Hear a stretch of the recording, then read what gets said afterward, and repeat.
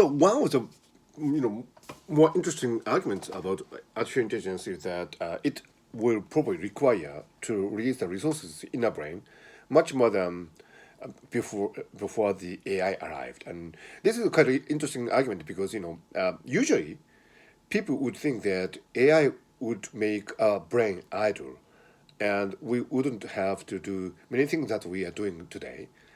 We will lose our jobs and we'll be just idling away our time while the AI are doing what they should do and can do. But another way to look at it is that artificial intelligence systems would provide an environment where we can release the computational power hidden in the brain in a much more larger scale and much more accelerated manner than before. So AI would, in a sense, release the potential abilities in our brain, and our brains would be more active actually, rather than passive and uh, resting compared to the pre-AI era. And this is a quite interesting argument because artificial intelligence systems, as they stand now, consume a lot of electricity. For example, the blockchain technology is great, but it is a known fact that the calculation of proof of work on blockchain requires a lot of electricity, and it is not very ecological. So many people are increasingly concerned about that. And there are some interesting papers actually coming from the AI research committee that argue that the human brain is actually the last untapped resources that are available. At the end of the day, most of us are idling some part of our day, and we are not doing our best, and we could actually do better, and actually the brain could be tapped into in order to make this civilization more habitable, because there are many challenges and problems that require our full attention and creative power. For example, the global warming problem or the increasing inequality in the capitalist world. All these issues needs to be tackled, and in order to do that, we really need to tap into the creative power of the brain.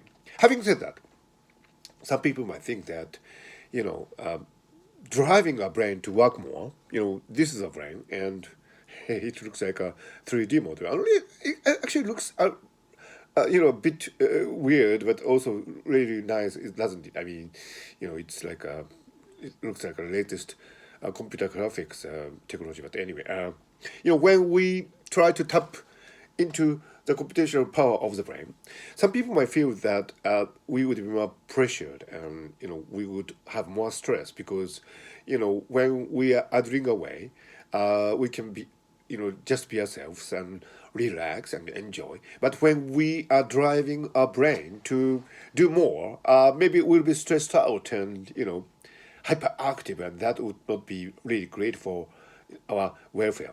Well, nothing is far from true. Maybe you heard about this concept, flow and zone. Flow is when you have maximum performance. Like an athlete, trying to set the world record in 100 meters run. What zone is really a particular subset of flow in which the athletes report really something supernatural, so something transcendental even when they're racing, and they experience it only a few times in their whole career.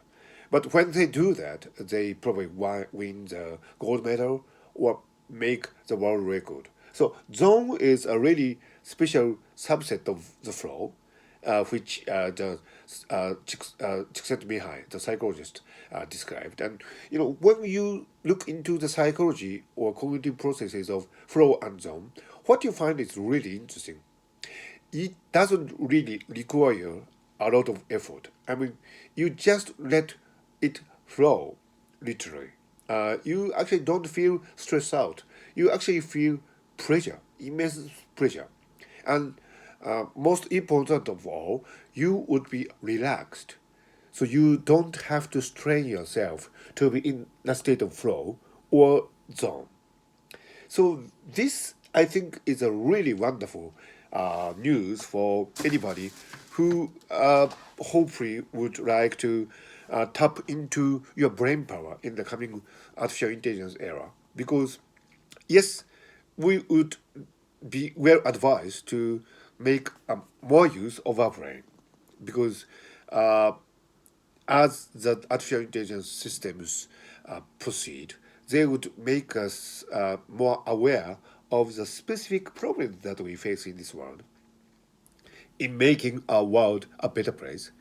So there would be more tasks to tackle rather than less tasks so that we can idle away. So I would predict that there would be more things that would be of acute interest to us. So we should be more active. In order to make our brains more active, we just need to tap into this mechanism of flow and zone. And in order to do that, uh, we need to be more relaxed, focused and yet relaxed. And when we know how to make our brain in the state of the flow or the zone, we would probably be more relaxed rather than stressed out. And what is more important, we would be more, pleased and happier when that happens. So that take-home message is that AIs would make our brains more active rather than idle. And when our brains become more active with the help of artificial intelligence systems, we would be actually more relaxed and happy. That is a bright prospect for our future that I wanted to paint today.